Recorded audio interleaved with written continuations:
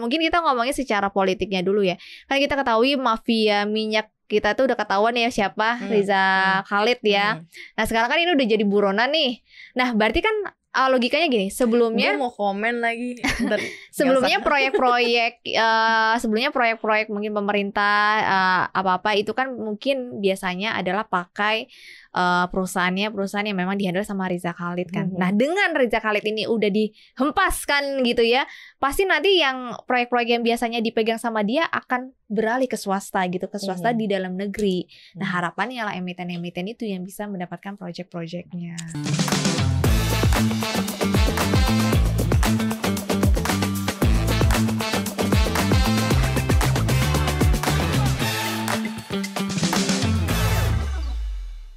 Halo Sobat Cuan, selamat datang di podcast Cuap-Cuap Cuan bareng Maria Katarina dan juga... Iya udah pada tahu dong ya. Oh lah Maria, gak usah disebutin kayaknya nama Susi Setiawati itu udah diingat sama pemirsa. Baik. Kita ketemu lagi di Paham, pantauan saham makin paham makin. Harus makin cuan dong. Ada apa lagi nih sebelum kita kemudian dikomentari? Gak, gue males deh bahasnya deh Kak Maria.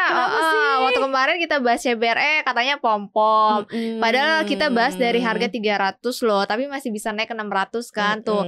Udah beggar kalian. Terus udah bahas, berapa kali beggar berarti udah 300 juga udah 100% loh. Satu kali beggar. Toba juga dari harga berapa disangka pom-pom. Kemudian Okas. Iya Toba, karena Toba tuh packnya lu nggak pas ya. Tolong. Ini saya bela Anda Sobat Cuan ya. 2 tuh udah beggar. Kemudian Okas juga udah naik tuh. Kita tuh bahas dari harga 200-an ya Kak Maria ya. Ya udah naik ke 350 kurang gitu ya. kalau Sobat Cuan. Kurang kalau cuma terima kasih ya tolong ya.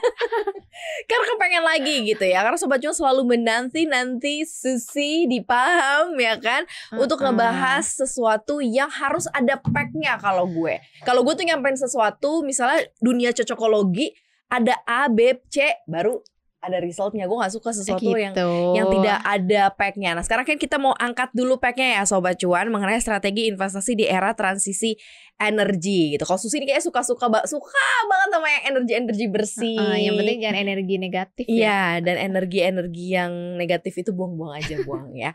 Energi transisi energi dia suka gitu, yang menuju energi bersih, energi terbarukan tuh suka gitu. Nah kita bahas lagi nih, ini kenapa nih soal investasi di era transisi energi ini. Mau kita kaitkan kemana? Ke harga minyak gitu atau seperti apa? Ya kayaknya kita masih ngomongin di minyak-minyakan lagi ya. Setelah kemarin kita sempat bahas juga minyak perkapalan di CBRE sama Okas. Hari ini kapal-kapalan lagi nih Kak Maria. Karena memang lagi tren kan kemarin sudah tren komoditi batu bara, kemudian minyaknya, kemudian saham-saham konglomerasi. Nah sekarang adalah lanjut saham-saham perkapalan. Nah kenapa nih kita balik lagi ngomongin energi, terutama di industri migas. Kalau teman-teman mungkin kita flashback aja kali ya Kak Maria, biar ada gambaran buat teman-teman. Kan dulu ayahnya presiden kita Prabowo Subianto itu kan namanya Pak Sumitro ya. Itu kan Menteri Perdagangan di tahun era 1968. Prof Sumitro, yes. Di tahun 1968 produksi minyak, konsumsi minyak di Indonesia itu tuh tinggi-tingginya, bahkan lebih tinggi istilahnya daripada era sekarang. Kenapa? Karena saat itu memang fokus terhadap banyaknya naikin target lifting minyak, terus bikin istilahnya pengeboran baru dan lain-lain, akhirnya produksi dan konsumsi minyak yang naik. Nah di era Prabowo sekarang itu ingin dihidupkan kembali. Apalagi kan sudah ada dana yang akan digelontorkan dari Danantara, terutama untuk migas itu kan nilainya kan ratusan triliun ya. Nah harapannya ini bisa mendongkrak industri minyak. Apalagi kalau kita lihat ternyata target pemerintah ya untuk lelang blok migas yang bisa dikerjakan itu kurang lebih 75 blok hingga tahun 2028. Nah di tahun 2025 ini yang untuk sudah disiapkan itu sebanyak 17 blok migas. Nah kalau 17 blok migas ini sudah mulai dijalankan, ini kan pasti nanti akan butuh banyak konstruksi minyaknya, pengeboran di dalam laut kayak offshore ataupun yang di darat onshore, kemudian juga kapal-kapal buat ngangkut segala macam. Nah salah satunya nantinya justru yang didorong yang akan gerak gitu ya trennya itu adalah saham-saham yang memang masuk di era logistik ataupun yang memang akan mendorong dari pengeboran blok migas tersebut atau menciptakan istilahnya lubang sumber minyak yang baru. Jadi bukan emiten minyaknya tapi justru kayak konstruksinya ataupun pendukungnya gitu. Oke, berarti bisnis-bisnis yang relatable tuh minyak ya. Untuk kayak mulai produksi minyaknya, bukan sama dong kayak Okas ya. Iya, mirip-mirip ya sama Okas ya. Tapi sebelum kita masuk ke sana, kita lihat dari sisi level relevansi atau mungkin kinerja dari emiten minyak atau based on construction minyak atau yang berada di perkapal-perkapalan gitu yang ada di laut-lautan ini, performanya so far secara general yang lo lihat seperti apa?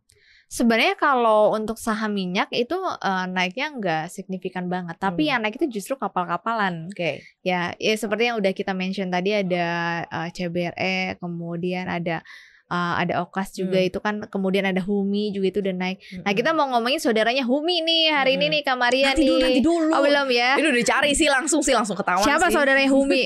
Saudaranya Humi siapa langsung dicari. Tapi intinya adalah secara kinerja ada yang bagus banget, ada yang biasa-biasa aja ya. Yang relatable to oil-oilan justru malah nggak terlalu bagus ya. Betul. Biasa-biasa aja ya. Oke. Si saudaranya Humi ini kenapa gitu? Kita mau ngomongin soal saudaranya Humi. GTSI langsung aja kasih tahu. Langsung ya. Langsung aja. Soalnya kemarin ada yang komen lu katanya pembukanya kelamaan, langsung aja sebutin sahamnya. Cerewet gitu. Anda sobat cuan, nggak bisa. Kalau kita langsung ngomong kayak gitu nanti Anda tidak mendengarkan sampai akhir gitu. Anda harus mendengarkan kita sampai akhir ya. Ya, jadi kan kalau kita lihat induknya si Humi ini kan udah naik sepanjang tahun itu 200% ya. Kamaria. Nah, untuk GTSI ini tuh belum naik, naik mengejar Humi. Nah, menariknya itu bisnisnya GTSI ini kan di kapal LNG karir ya. Jadi dia itu kayak jasa angkut untuk gas alam cair gitu ya kan. Kalau kita ketahui gas alam cair ini kan butuh kayak tempat ataupun tangki yang memang minus derajatnya itu atau pendinginnya sampai minus 162 derajat Celcius. Nah, di kapal LNG ini yang memang GTS itu bisa gitu loh, bisa menyediakan. Oke. Gitu. Dan memang di swasta yang paling besar itu adalah GTSI. Jadi kapalnya itu ada 2, dia tuh namanya Eka Putra sama Triputra. Oh, oke. LNG ya, berarti ini bisnis yang juga termasuk yang paling besar ya. Ini kan liquid kan, gas cair kan, gas alam cair, benar gak sih? Nah ini akan seperti apa sih kalau dilihat dari sisi nantinya gitu ya penggunaannya. Kemudian apalagi kan kita tahu bahwa semua akan geser ke energi renewables energy gitu. Katanya sih transisi ini menggunakan si liquid ini, si LNG ini. Nah ini seperti apa? Ya pasti kan semua energi ataupun istilahnya kayak jasa pengiriman yang logistik pasti tetap butuh, menurut saya butuh bahan bakar ya. Salah satunya kan istilahnya ada minyak gitu ya. Kemudian untuk proses produksi kan juga banyak yang menggunakan gas. Jadi menurut saya bisnis ini bukan bisnis yang gampang punah gitu loh ya. Kalau istilahnya kan kalau batu bara bisa digantikan, sekarang sudah ada penggantinya. Tapi kalau menurut saya untuk minyak dan gas itu menurut saya belum siap. Apalagi kan kita juga Indonesia sekarang fokus pemerintah itu ingin target lifting minyaknya itu bisa tembus di 1,6 juta barel gitu ya. Jadi target ini harusnya sejalan juga nanti dengan industrinya. Nah kalau kita ngomongin, mungkin kita ngomongin secara politiknya dulu ya. Kan kita ketahui mafia minyak kita tuh udah ketahuan ya siapa, Riza Khalid ya.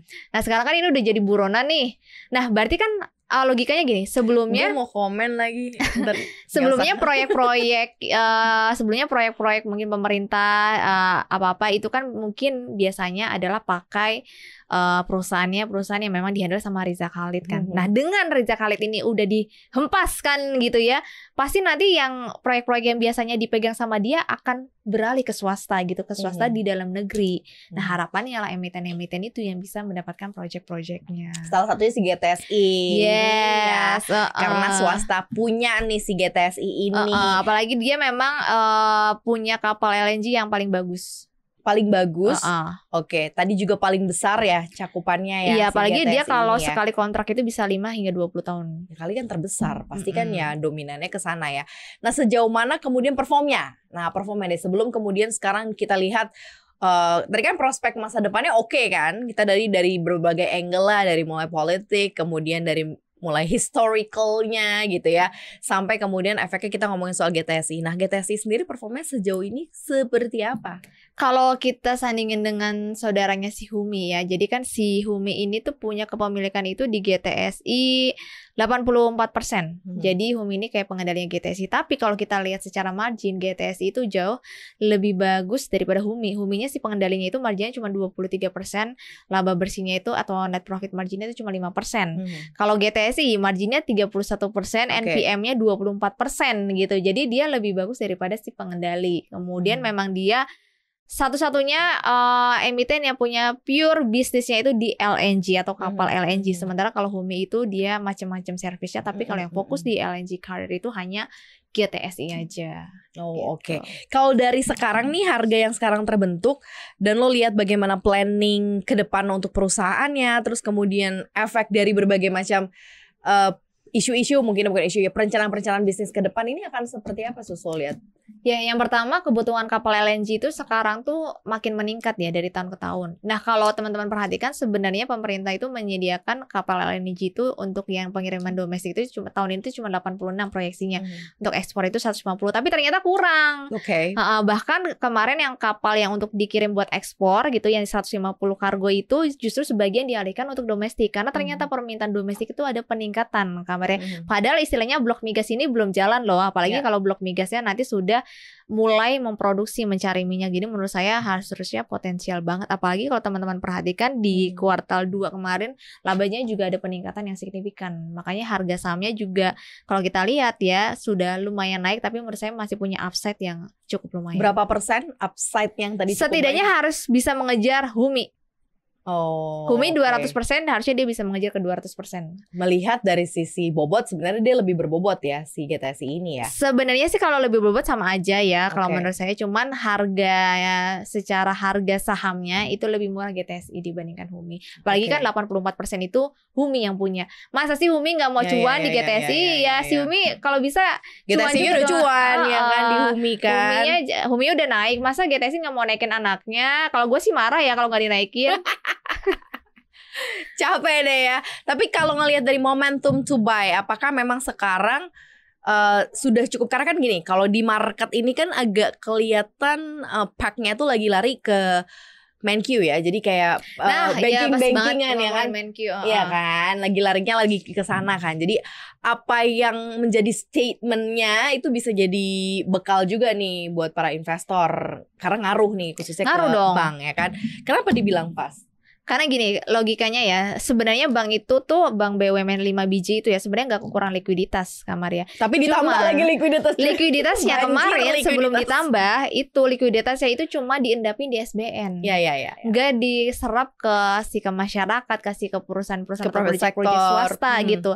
Nah sekarang si MenQ yang baru nih lu gua kasih 200T lu bagi-bagi gitu, tapi gua nggak mau lu cuma beliin SBN gitu. Makanya kemarin dia sempat ketika diwawancara dia sempat ngomong istilahnya pokoknya gimana nih caranya direktur gak malas lagi gitu. Gak main golf ya? Gak main golf lagi gitu istilahnya. Weekend tuh main golf gak apa-apa. Iya benar sih, kalau naruh di SBN doang kan tidur-tidur ongkang-ongkang kaki juga dapat duit gitu 5%, 6%. Sementara kan kalau istilahnya lu harus taruh ke real market real sektor gitu kan harus mikir. Istilahnya dia dikasih uang 200T tapi bank itu harus mengembalikan atau memberikan bunga ke pemerintah tuh 4%. Berarti kan dia harus mencari lebih dari 4% dong untuk menutup cost ya bunga yang dikasih pemerintah. Nah, apalagi kemarin si Pak Purbaya juga ngomong dia ingin fokus atau ingin mengembalikan seperti masa-masa SBY di mana sektor swasta adalah menjadi penunjang ekonomi. GTSI kan termasuk swasta dong. Jadi istilahnya likuiditas nanti harapannya bisa memudahkan untuk perusahaan-perusahaan swasta mendapatkan kredit dengan bunga yang lebih murah. Bahkan nih ya, saya nih ada dengar-dengar salah satu bank sudah mengeluarkan statement bahwa dia akan memberikan kredit hanya 2,8%. Itu murah banget loh, 2,8%. Karena mereka juga dilarang untuk perang bunga. Betul. Mereka juga dilarang nggak boleh. Jadi sekarang tuh mana yang bisa menyerap uangnya lebih baik, lebih banyak, itu yang istilahnya itu yang bisa dapat ya kesempatan aliran likuiditasnya juga lebih banyak. Betul, karena kan kalau setahu saya ya, kalau kredit itu paling murah biasanya ada di bank swasta tuh 3%. Betul, ini sekarang bank BUMN loh Itu dia. berani dikasih dari bawah 3%, cuma 2,8%. Itu gak pernah-pernahnya loh. Betul, jadi Karena menurut biasanya saya rata-rata, harusnya iya.